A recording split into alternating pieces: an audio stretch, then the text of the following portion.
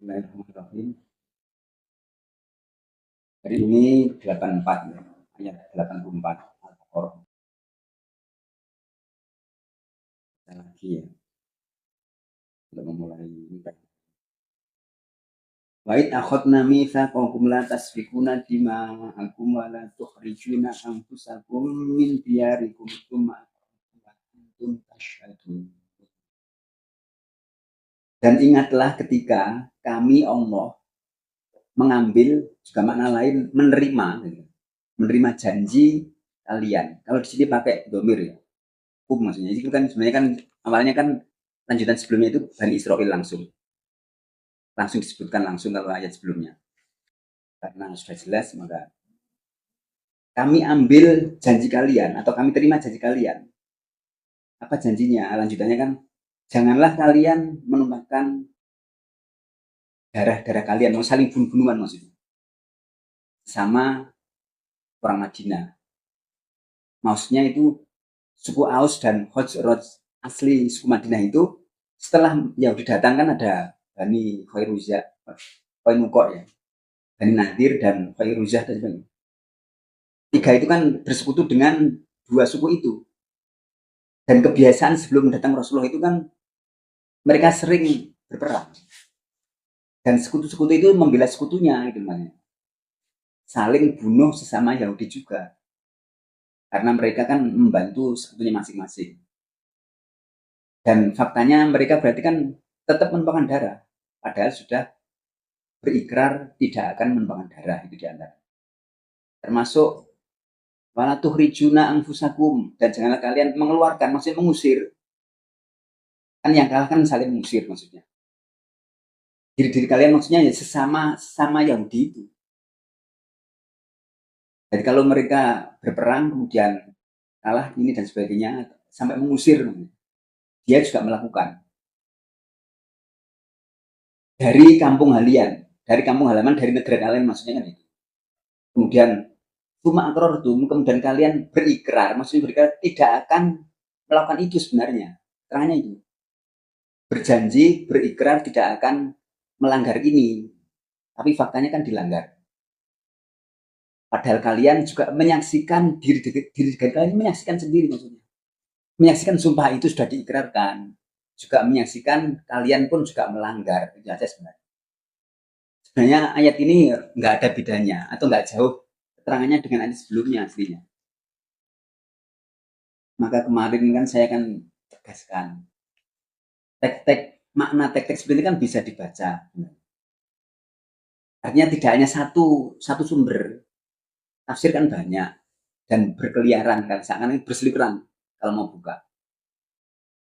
Dan ujung-ujungnya kan hampir sama sebenarnya, sekalipun berbeda bahasanya, berbeda cara menyajikan, tapi ujungnya kan bersama. Maka kemarin saya kan tertarik dengan hubungan dengan kontekstual sampai hari ini. Maka maaf, saya ingin mengingatkan beberapa pertemuan. Sebelum ini kan ada pertemuan di Wonosalam itu di antaranya. Saya masih ingat ya, maksudnya tema global Quran kemarin yang disampaikan Pak Suhud. Kan Yahudi itu sebenarnya. Dan Yahudi itu karakter dasarnya, maksudnya sifat dasarnya kan kita semua sudah tahu. Hanya permasalahannya, jangan kita sebut menunjuk orang lain Yahudi. Adakah sifat-sifat karakternya dia ada pada diri kita juga, itu maksudnya, itu sebenarnya. Kan pelajarannya kan itu. Kemarin disebutkan Yahudi ya seperti itu, kan itu. Kemudian yang berlawan dengan Yahudi kan waktu itu kan Ibrahim disebutkan waktu itu. Maksudnya kan menyebutkan sampai doanya waktu itu kan dikoreksi Allah kan itu. Ya Allah, jadikanlah termasuk keturunanku orang yang baik-baik. Tapi Allah kan menolak. La yanalu ahdid dolimin kan itu. Tidak sampai janji Allah itu kepada orang yang dolim. Tidak aja sebenarnya. Jadi siapa saja sekalipun kamu beriman, ternyata perilakunya ada yang dolim, maka petunjuk itu nggak sampai dalam hati orang itu aja sebenarnya. Itu tetap ada hubungan pertemuan itu. Juga saya hubungkan dengan pertemuan, maaf, sayang banyak yang nggak hadir para ketuanya. Saya juga ingin mengingatkan paling nggak. Pertemuan sebelumnya kan Jawa Timur kan di Tulungagung kan itu. Masih ingat teman Tulungagung itu? Yang cuma ada pesta buah. Saya masih terngiang betul itu kan banyak para senior kan menyampaikan kan tanggapan-tanggapan kan itu. Satu yang teringat saya itu Ustadz Hanif. Saat mengomentari hal aku kan gini. Dikiranya orang-orang yang itu kan semuanya kan berizin. Jin gitu namanya. Dikiranya itu pengangguran yang selalu aktif dari hal itu kan gitu. Itu masih terngiang saya. Dan semua para ketua itu kan hadir juga. Artinya benar-benar kalau kan ditekankan katanya kan ruhnya organisasi dan sebagainya. Tapi kan udah ditinggalkan. Buru-buru atau terlambat kan hampir sama sebenarnya. Berarti kan tidak mengutamakan. Jadi pas saya ngomong ini banyak yang nggak hadir. Cenderungnya kayak gitu ya. Mudah-mudahan Allah menyampaikan ke hatinya sekalipun nggak hadir. Terusik paling enggak. Nah, yang terakhir saya juga masih ingat itu silatas yang berapa itu. Itu Abdul Muhammad langsung itu. Coba tolong bacakan surat At-Taubah 16. Ada istilah walijah sampai di situ. Teman yang setia itu apa gitu. Coba kita ini kalau nggak membangun teman yang setia dia formalitas akhirnya. Tolong bacakan. Apakah kamu mengira bahwa kamu akan dibiarkan tanpa diuji? Padahal Allah belum mengetahui dalam kenyataan orang-orang yang kamu dan tidak menjadikan selain Allah, Rasulnya dan orang-orang mukmin sebagai teman setia. Allah Maha mengetahui apa yang kamu kerjakan. Teman yang pertama itu siapa di situ? Teman kita yang pertama dia itu siapa? Allah kan dulu, bukan Allah dulu kan.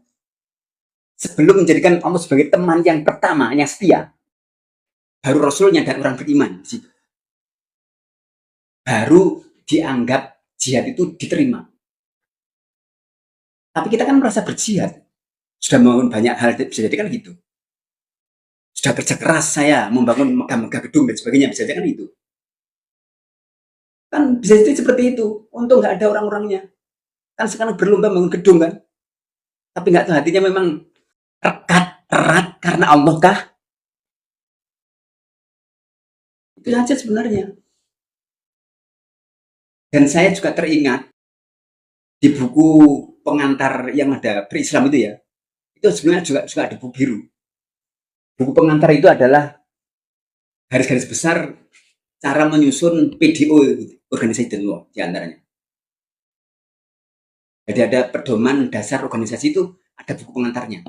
Satu yang teringat, Abdul Said kan bilang begini, sungguh kita kan mengagumi pelaku sejarah, termasuk Rasulullah, sahabat dan sebagainya kan. Jangan hanya mengagumi pelaku sejarah, jadikan diri itu jadi pelaku sejarah. Itu maksudnya. Jangan kita berapi-api menerangkan sejarah Rasul dan sebagainya, tapi kita hanya sekedar ucapan, gitu maksudnya. Tapi ya memang begitulah, memang petunjuk Allah itu ya Allah yang memilihnya, hati yang lurus yang benar itu kan tidak bisa pilih. Itu hal yang bersungguh-sungguh sebenarnya. Maka maaf, kalau menerangkan satu aja tentang Yahudi, Al-Baqarah semuanya kan jelas Madinah kan. Tentang Yahudi sebelum ayat Madinah itu juga ada. Ayat Makiyah maksudnya ya. Kalau ayat Makiyah itu didasari dengan sungguh-sungguh ke hati kita. Ya kita hanya formalitas. Ayat Madinah itu ayat syariat, ayat hukum. Dan ayat hukum itu kan nggak banyak sebenarnya. Malah yang banyak Quran itu kan perumpamaan kan yang banyak. Tamsil itu yang banyak. Maksudnya hikmah yang nasihat yang halus itu yang banyak sebenarnya Quran itu. Coba kalau syariat globalnya kan paling syahadat, sholat, zakat, puasa, haji kan hanya 5 itu sebenarnya. Maka kalau kita teliti membaca di katakanlah di beberapa Sahih Timur Tengah, kan semuanya kan ada teksnya kan, terjemahnya. Selagi seseorang itu bersungguh-sungguh betul menjalankan hukum yang 5 itu, atau hukum syariat, katakanlah lahiriah Islam, maka Allah akan mengantarkan kepada hakikat kebenaran itu. Maka yang dipakai coba apa? Buka sendiri Al-Arba'in Nawawi itu hadis ke-12. Kalau tak terjemahkan ya.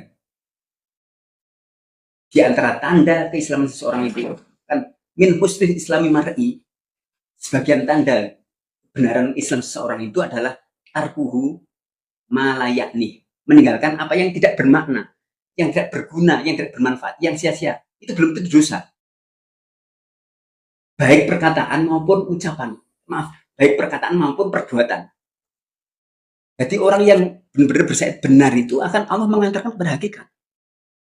Hakikat itu kan batin maksudnya. Yang tidak berguna, berarti kan belum tentu dosa. Atau mubah pun tidak mau berlebihan. Apalagi makruh, apalagi haram. Maksudnya gitu, sampean. Makanya kalau nggak suka membaca ya, kita hanya cenderung membaca diri kita yang salah dengan teori-teori Quran itu dan hadis Rasulullah itu sebenarnya. Itu kan dialog itu kan sarahnya kan sampai beberapa ulama di situ. Di antaranya termasuk As-Sa'di, Abdurrahman As-Sa'di itu yang mensarai itu ayat hadis itu masuk. Termasuk juga ada yang ini kan Syekh Utsaimin itu kan yang masih hidup juga mensarai itu. Tak kutipkan satu misalnya. Itu kan dialog dengan Abu Dzar dengan Rasulullah sebenarnya. Jadi setelah di situ kemudian dicantumkan dialog Abu Dzar dengan Rasulullah. Ya Rasulullah, apakah isinya suhuf Ibrahim dan Musa itu? Kalau Ibrahim itu cenderung permisalan. Hanya nasihatnya aja berupa perumpamaan maksudnya. Kalau Musa, suhuf Musa itu langsung pelajaran. Berarti langsung mirip dengan yang syariat itu, jelas perintahnya. Kalau permisalan kan halus. Padahal permisalan Quran itu jumlahnya lebih banyak. Termasuk kaitan dengan akhlak, dengan berlaku hati itu kan permisalan rata-rata. Yang hukumnya jelas itu kan yang syariat yang jelas ya syahadat, sholat, puasa, haji, itu kan yang jelas termasuk perang dan sebagainya yang kelihatan seperti itu. Maka dialog itu Abu Dzar kan selalu tambahkan ya Rasulullah. Tak kutip satu atau dua saja ya, di antaranya. Wahai Abu Dzar, di antara tanda orang yang masih menggunakan akalnya dan masih digunakan dengan sehat akalnya itu ada 4. Hendaknya seorang muslim itu membagi waktunya 4 bagian. Yang pertama, bermunajat kepada Allah. Yang kedua, memikirkan makhluk-makhluk Allah. Yang ketiga, mencari katakanlah maisah dunia itu ya. Yang keempat itu yang paling sulit terjadi. Menyendiri bersama Allah sendirian maksudnya. Waktu menyepi bersama Allah. Itu redaksinya menyepi bersama zat yang memiliki keagungan dan kemuliaan. Coba menyepi itu coba. Terus yang kedua, kan tambahan itu sampai banyak. Tambahkan lagi ya Rasulullah. Ada tambahan yang agak mengusik hati kita atau sayang minimal waktu baca. Di antara tanda orang celaka itu kalau tidak mengenali dirinya sendiri. Nah, coba gimana kita mengenali diri sendiri? Artinya kejujuran tadi itu kan suma akrortum wa antum tasyadun kan. Kalian sudah berjanji berikrar akan mematuhi dan kalian melanggar itu. Sebenarnya tahu kita melanggar itu. Coba tak tanya. Saat kita berbohong, kita tahu sebenarnya apa enggak hati kita? Tahu. Misalnya kalau kita rutin nurani kita enggak mau. Sementara Allah juga menyaksikan setiap hati yang melenceng itu Allah tahu. Jadi cukup dianggap jahat seorang itu kalau tidak mengenali dirinya sendiri. Padahal Pak Mas kan sering menyampaikan waktu yang dikutip tentang syahadat kan fa'lam annahu la ilaha illallah kan. Dan ketahuilah dan dalamilah dan carilah pemahaman keterangan tentang kalimat tauhid itu. Kalau itu benar, maka orang itu akan mengenali dirinya dengan benar. Apa di antara tanda mengenali diri dengan benar? Banyak istighfar di situ. Kan langsung mastaghfir kan di situ. Jadi Allah akan tahu persis setelah orang bertauhid itu banyaklah beristighfar. Kenapa? Karena mengetahui dirinya sendiri. Diri kita itu banyak melanggar aslinya. Sekalipun nggak langsung lahiriah loh. Pelanggaran yang paling banyak itu batin kita. Niat-niat yang nggak bener itu loh sebenarnya. Coba waktu hijrah itu kan langsung tentang niat kan yang inamal a'mal binniat itu munculnya itu waktu hijrah ke Madinah itu. Karena siapa yang berhijrah itu kan bisa jadi karena wanita, karena dunia, kecuali karena Allah dan Rasulnya itu yang diterima kan itu di antara keterangan. Jadi kembali pada ini, jika memang benar-benar orang itu paham betul dengan kalimat la ilaha illallah itu, akan mengenali dirinya dan akan memperbanyak istighfar. Coba istighfar di situ untuk dirimu dan walil mukminin wal mukminat. Jadi setelah memohon ampun pada Allah dirinya dan mohon ampun pada mukmin dan mukminat. Faktanya mukminat saiki saling bertengkar, saling bermusuhan, apa saling berdamai dengan hati yang tulus. Kan tahu sendiri. Kalau sama mukmin saja kita berarti mukmin kita itu tanda-tanda besar sih. Nah, orang mukmin itu harus benar mengendalikan hati. Dan tak kutip tadi, tambahkan lagi ya Rasulullah itu yang terakhir begini. Tidak ada yang melebihi kebaikan kecuali kebaikan akhlak yang mulia. Rasulullah begitu. Itu kan selaras dengan itu toh. Sabda Rasulullah kan. Aku diutus tidak lain hanya menyempurnakan akhlak mulia kan. Innama istul utami kan. Puncaknya itu aja sebenarnya. Artinya kalau diringkas, apapun perilaku syariat yang kelihatannya luar biasa, mantap, hebat dengan pelarian kita, tapi kalau nggak berakhlak mulia, itu sebenarnya tertolak di hadapan Allah. Maka kembali pada ayat ini, benar-benar termasuk Asadi. Kalau Asadi ya, Islam itu bermakna iman dan ihsan. Itu aja. Iman kan perkara yang lahiriah. Islam sendiri itu kan, iman kan perkara yang batinah itu. Islam otomatis perkara yang lahiriah itu yang tampak. Perbuatan lahiriah yang tampak itu. Kemudian puncaknya ihsan. Jadi segala perilaku syariat kita, ibadah kita yang karena Allah dengan murni, itulah ihsan. Artinya benar-benar kita menyaksikan Allah kan ihsan kan itu. Bermakna siapa yang beribadah kepada Allah maka dia menyaksikan Allah, dan jika tidak menyaksikan maka dia itu merasa dilihat Allah, kan itu maksudnya. Jadi makna Islam itu bermakna mencakup iman dan ihsan. Islam itu maksudnya. Atau tolong bacakan Al-Mulk ya. Ayat 2 kalau nggak salah itu coba. Ayat 2 ini kalau nggak salah. Ada ahsanu amalan di situ coba. Yaitu yang menciptakan kematian dan kehidupan untuk menguji kamu. Siapa di antara kamu yang lebih baik amalnya? Dia maha perkasa lagi maha. Siapa yang lebih baik kan ahsan amalan ini. Jadi makna ahsan itu kan bukan banyaknya, tapi ketulusan, kebenaran, tauhid itu tadi sebenarnya.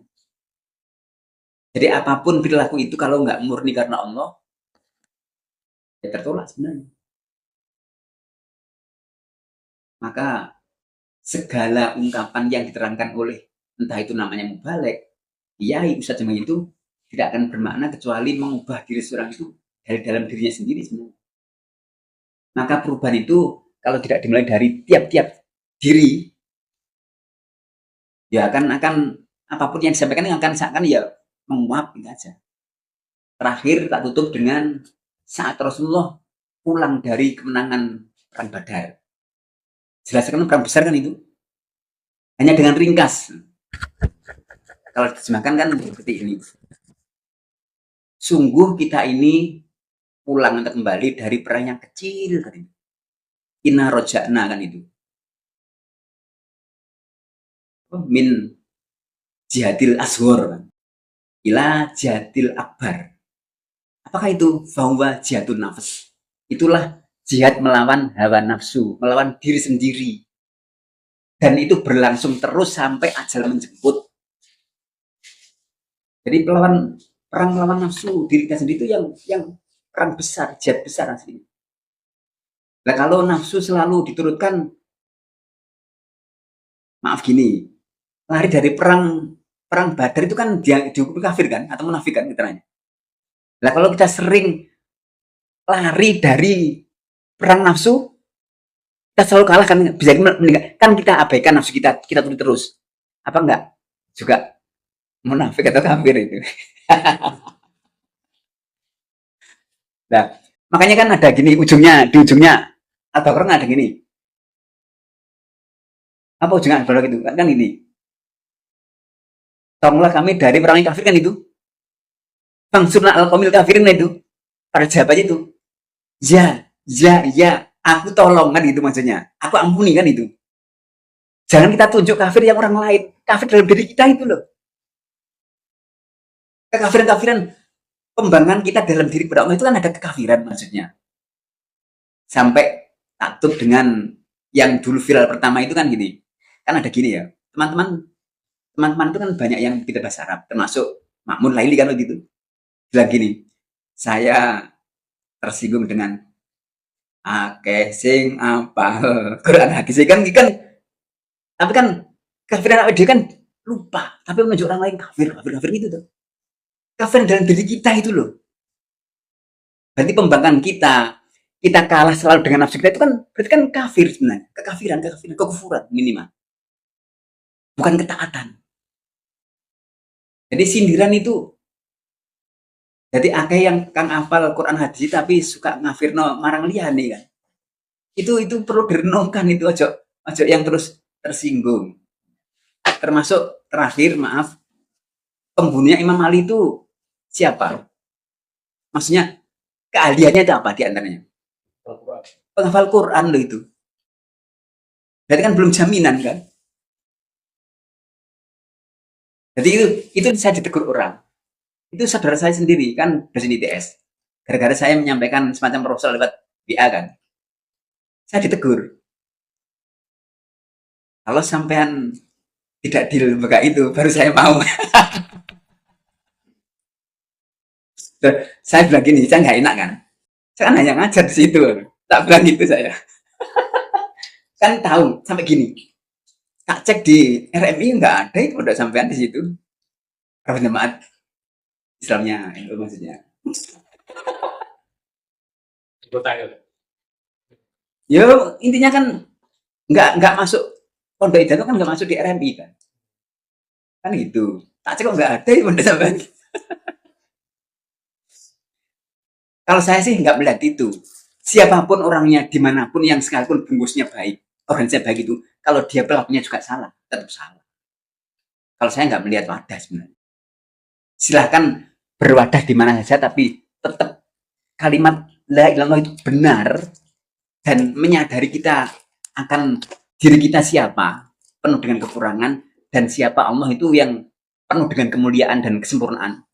Kalau itu belum, maka isinya ya sekedar bentuk lahiriah yang berapi-api dalam bentuk lahiriah, tapi kadang-kadang batinnya jauh dari yang sebenarnya. Barangkali itu mungkin sementara, mohon maaf dari awal sampai akhir, sekalipun nggak banyak yang hadir, mudah-mudahan bermanfaat, baik yang hadir maupun tidak hadir. Demikian, wassalamualaikum warahmatullahi wabarakatuh.